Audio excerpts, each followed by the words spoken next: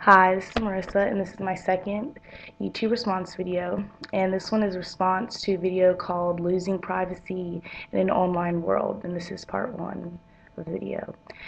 So in this video, Mike Papantonio of Air America's Ring of Fire talks about the dangerous potential for privacy violations lurking around the internet.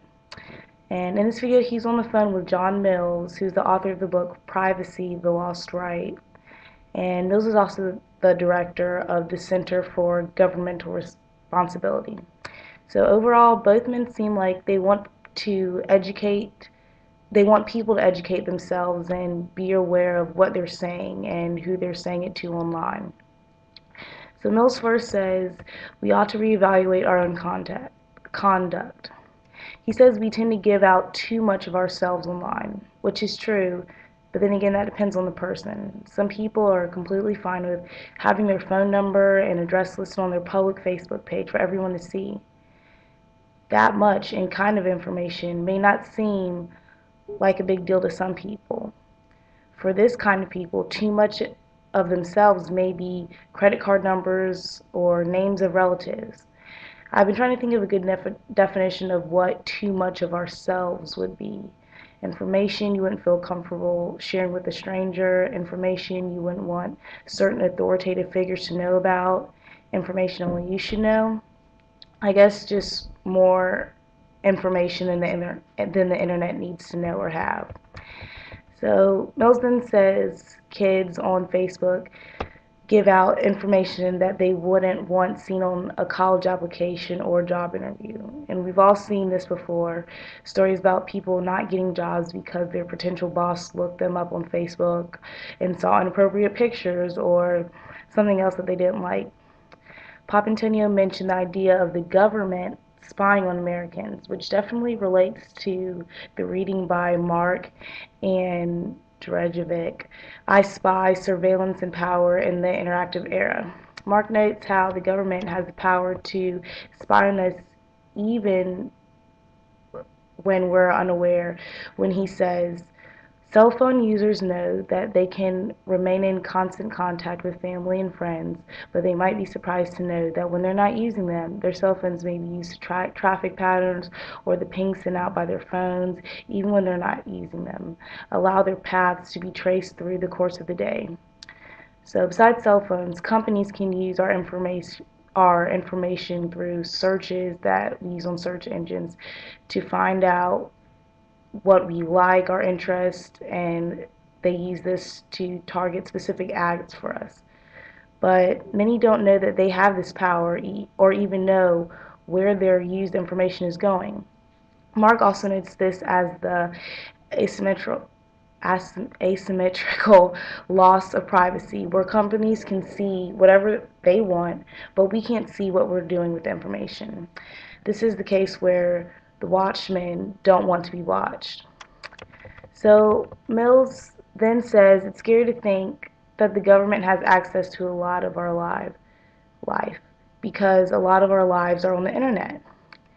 Now, this information can come from not only directly information that we give on sites, but by making purchases and simply by typing different interests from merely browsing online.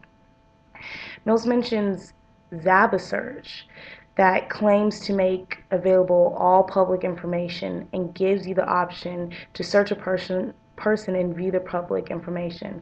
So I went on Zabasearch and typed in my name and in my state, and all of these other Mercer Petersons came up, but I could see their addresses, what county they were in, and there was even a button that said get more dirt, and if I clicked on that I could see the names of their relatives, other names that they went by, and this was all without purchasing different basically stalking packages or packages to get information from more people.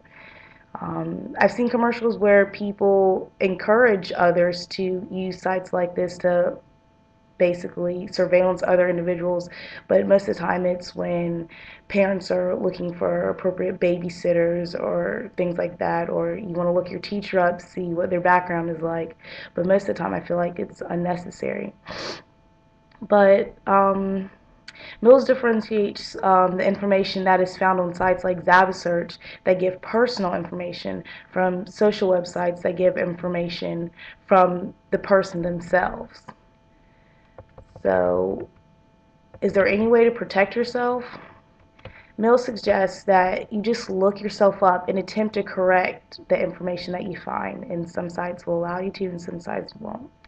Now, I think this solution is stupid just because it doesn't provide a real solution to the occurring problem of the loss of privacy online. Looking up yourself is a good start to see what kind of information others can see that is yours, but just Googling yourself won't produce huge results.